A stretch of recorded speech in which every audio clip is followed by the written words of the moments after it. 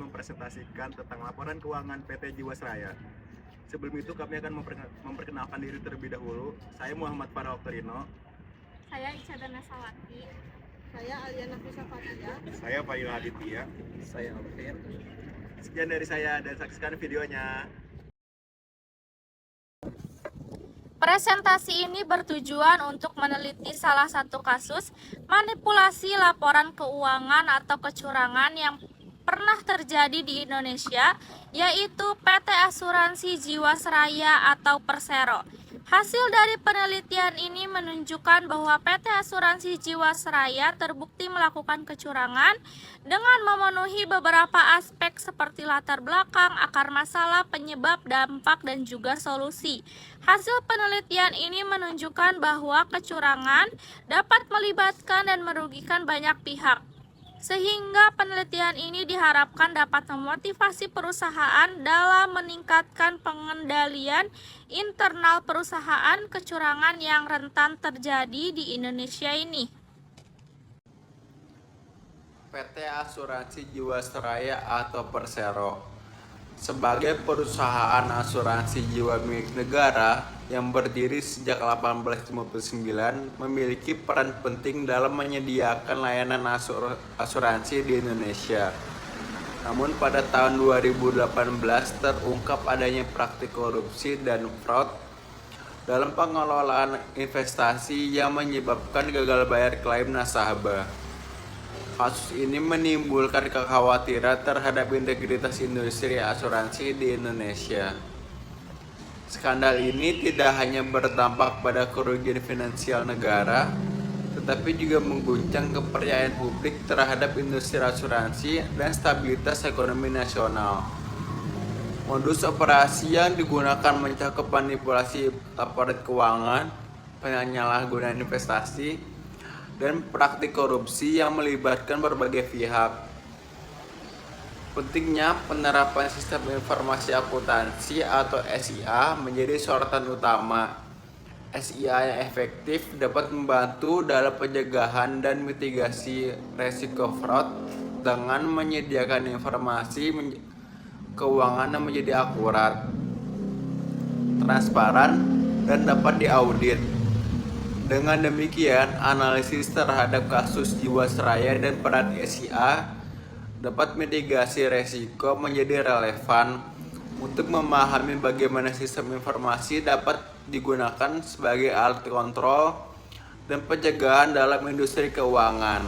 Fraud Pentagon menjelaskan 5 faktor yang mendorong terjadinya kecurangan pada PT Asuransi Jiwasraya. Pertama, tekanan. Muncul dari janji return tinggi 9-13% kepada nasabah yang tidak realistis secara finansial.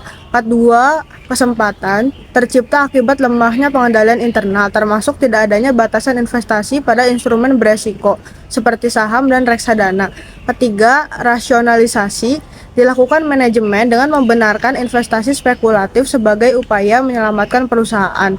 Yang keempat, kompetensi direksi dalam memanipulasi sistem dan menghindari deteksi. Yang kelima, arogansi tercermin dari keyakinan pelaku bahwa mereka tidak akan tertangkap bahkan saat melakukan sponsorship klub sepak bola Manchester City di tengah krisis. Dampak dari kasus fraud PT Asuransi Jiwasraya. Dampak keuangan, negara rugi 16,81 triliun. Defisit dana pensiun Jiwasraya mencapai, pasar modal terganggu akibat investasi di saham berkualitas rendah. Yang kedua, dampak sosial. Ribuan nasabah termasuk pensiunan kehilangan dana, kepercayaan publik terhadap asuransi menjadi menurun tajam. Yang ketiga, dampak hukum, 6 pelaku dihukum seumur hidup. Terungkap lemahnya pengawasan OJK dan BPK. Yang keempat, dampak terhadap industri. Risiko sistemik bagi industri asuransi nasional. Perusahaan lain ikut terdampak seperti Wana Arta Life. Perkenalkan, nama saya Alvin Bagus Pratama. Di sini saya akan menjelaskan bagaimana pemerintah gagal dalam menangani kasus PT Asuransi Jiwasraya. Oke, penyebab dalam kasus ini yaitu pemerintah gagal dalam menjalankan fungsi sebagai pengawas dan juga pemberi regulasi sehingga menyebabkan kerugian bagi nasabah PT Asuransi Jiwasraya. Lalu yang kedua, minimnya regulasi yang ada tidak cukup untuk mencegah praktik-praktik yang dapat merugikan nasabah seperti investasi pada instrumen keuangan yang beresiko tinggi. Lalu yang kedua, pengawasan yang lemah. Pemerintah tidak melakukan peninjauan yang efektif terhadap PT Asuransi Jiwasraya sehingga mengakibatkan perusahaan dapat melakukan praktik-praktik ilegal. Lalu yang ketiga, praktik BUMN ataupun keterkaitan BUMN. Sebagai BUMN, PT Asuransi Jiwasraya seharusnya memiliki standar pengelolaan yang lebih ketat serta transparan. Namun kegagalan pemerintah dalam mengawasi dan juga mengelola BUMN ini menyebabkan kerugian besar pada pihak terkait PT Asuransi Jiwasraya. Lalu yang keempat, sedikitnya transparansi. Kurangnya transparansi dan juga penjelasan dalam pengelolaan data keuangan PT Asuransi Jiwasraya mengakibatkan pemerintah kesulitan dalam mendeteksi masalah sejak awal. Lalu yang kelima, rendahnya akuntabilitas. Pemerintah tidak dapat menindaklanjuti dan juga menuntut pertanggungjawaban dari pihak-pihak yang bertanggung jawab atas kegagalan PT Asuransi Jiwasraya. Sekian penjelasan singkat dari saya. Terima kasih.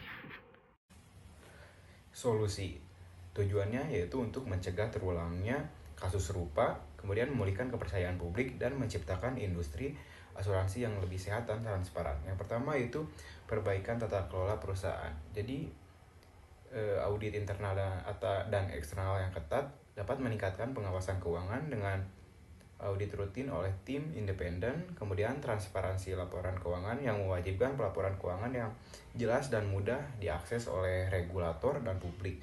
Kemudian yang kedua, pengawasan regulator yang lebih kuat. BPK dan OJK diperluas wewenang pengawasannya dan evaluasi risiko pada perusahaan asuransi. Kemudian sanksi tegas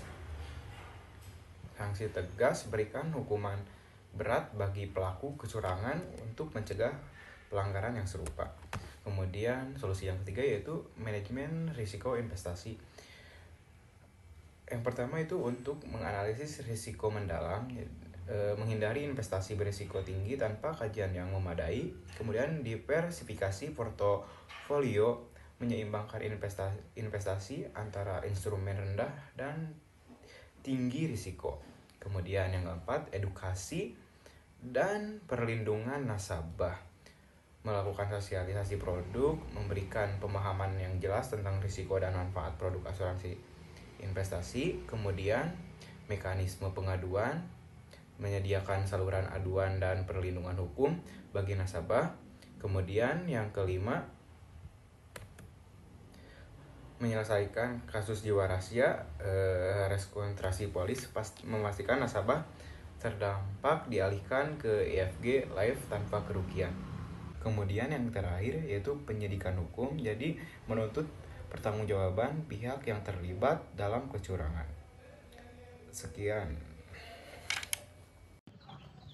Kasus fraud PT Asuransi Jiwasraya menyoroti pentingnya tata kelola perusahaan yang transparan dan akuntabel, serta perlunya pengawasan yang ketat untuk mencegah terjadinya kecurangan serupa di masa depan.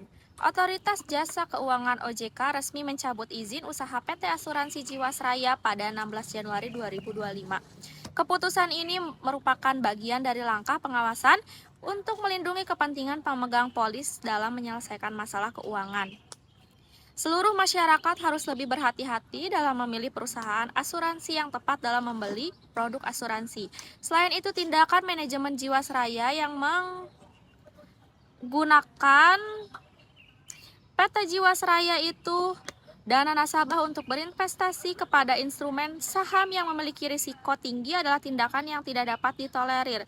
Melakukan manipulasi laporan keuangan agar dapat menarik investor adalah tindakan yang melanggar hukum dan dapat dipidana berdasarkan peraturan perundang-undangan yang berlaku. Pengurus serta jajaran direksi wajib bertanggung jawab atas kasus gagal bayar yang telah merugikan banyak pihak bahkan negara. Sekian dari kelompok kami, kurang lebihnya mohon maaf. Wassalamualaikum warahmatullahi wabarakatuh. Dadah.